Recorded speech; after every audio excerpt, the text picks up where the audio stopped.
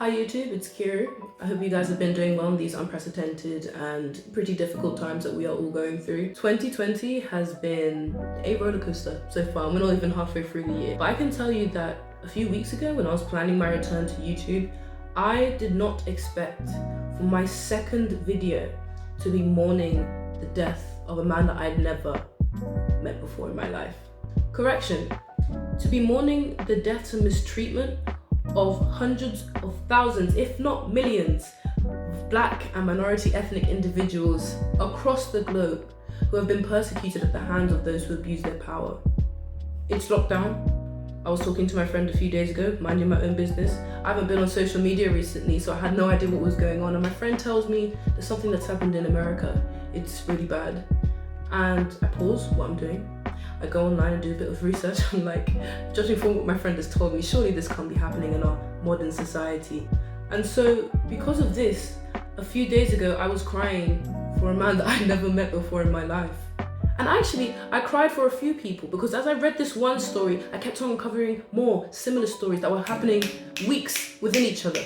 It has been absolutely sickening to follow the death of a humble Black man who died at the whim of someone abusing their power. We're not just talking about George Floyd here. This someone who was abusing their power was also someone with 18 previous counts of excessive force against minorities. Why wasn't this stopped earlier? All these cases were consistently swept under the rug. With no word of a lie, every morning since I've been told this story, I will wake up and I will check Sky and BBC News, these are English news outlets, to find out whether justice had been served yet. Yes, to find out whether justice had been served in our modern society. Even now, after an initial high, I find it really difficult to celebrate Derek Chauvin's arrest, given the fact that there are still thousands, hundreds of thousands, albeit millions of BAME individuals who are still being treated unfairly globally. Its presence in America, the land of the free, is a disappointment and a deterrent to many talented Black individuals and minority ethnic individuals who are looking for better lives, who are looking to actually put their skills elsewhere.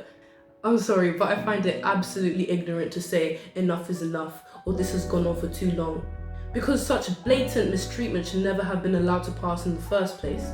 And this treatment is seemingly being condoned by these high officials who are not putting action. They're not putting in action to actually put these people who have committed these atrocities behind bars. BAME people will never ask for permission.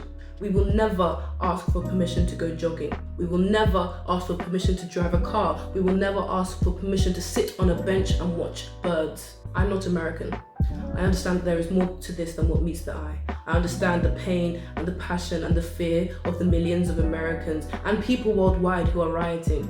But I do have to say that in these protests, in killing innocent people, albeit by accident, the voices that we have are being undervalued. So whilst I commend the fact that some of you out there are using your voice to speak out on the topic and you're using your hands to make things, to actually spread awareness, I would recommend exercising caution and a degree of restraint, because we do not want to be compared to those who can kneel on someone's neck and listen to them say, "I can't breathe."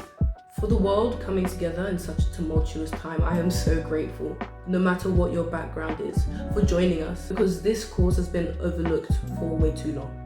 And so my heart goes out to everyone who's been affected by this story, by the stories that are not being highlighted as much as this one.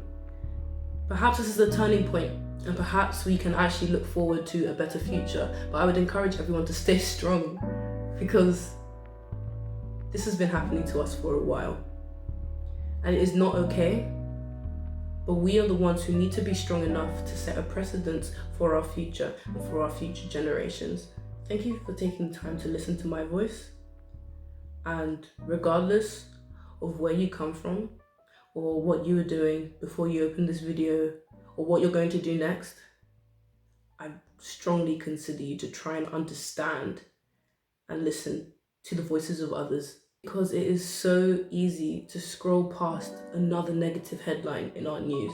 And it is so easy to feel sympathetic and empathetic for a second and then move on with your lives. It is so easy to do that.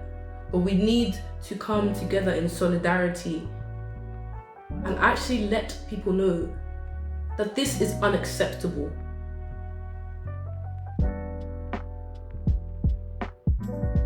You wouldn't have thought that something like this would happen in a time where we're all already so afraid and cautious of everything around us. And you know what? Despite everything that is happening, that still is the case. So no matter what your country's lockdown policies are or what you are and aren't allowed to do, stay safe and protect yourselves and others. Thank you for watching the video.